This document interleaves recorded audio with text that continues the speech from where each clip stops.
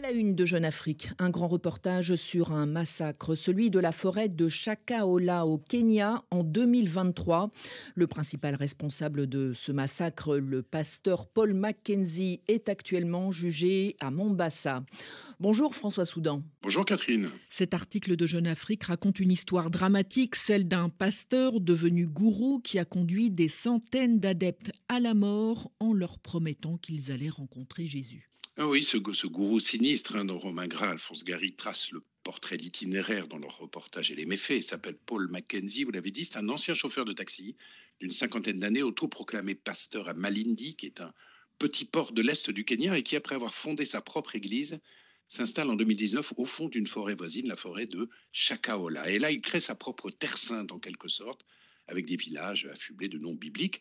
Alors, Mackenzie, c'est un personnage complotiste, obnubilé par l'apocalypse et la fin du monde, qui prône le rejet absolu de l'État, mais c'est surtout un prédicateur charismatique qui attire des centaines de fidèles et les séquestre sous la surveillance d'une milice, avant de se lancer dans un processus absolument mortifère qui consiste à obliger ses adeptes à jeûner jusqu'à ce que mort s'en suive, afin, dit-il, qu'ils puissent accéder au paradis. Les premiers à mourir étant les enfants, puis les femmes, puis les hommes, lui-même devant ensuite les suivre en dernier, munis des ailes d'un ange, pour rejoindre Jésus. Alors, lorsque la police intervient enfin dans le camp, nous sommes en mars 2023, elle y exhume 436 corps, 542 personnes étant toujours à ce jour portées disparues. Mackenzie, lui, est arrêté en avril 2023 en bonne forme. Manifestement, le jeune, ça n'était pas pour lui, Catherine. Information importante, François Soudan, la secte de Paul Mackenzie a pu recruter des adeptes pendant 4 ans sans que la police intervienne. On peut parler d'une faillite de l'État face à ce gourou, comme peut-être dans d'autres pays d'Afrique confrontés au même phénomène. Ben oui, il y a tout d'abord un déficit général de contrôle par les pouvoirs publics un peu partout de ces groupes sectaires articulés autour de leaders charismatiques.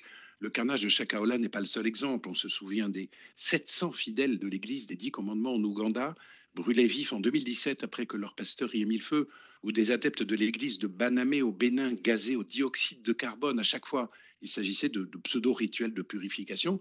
Puis il y a aussi un déficit plus large de régulation de la nébuleuse des églises du réveil, issue de l'évangélisme pentecôtiste et dirigée par des individus dont la formation théologique est souvent très sommaire. Le gourou Mackenzie était l'un d'entre eux au départ. C'est un pasteur born again, comme on dit, d'obédience baptiste, devenu par la suite un tueur de masse.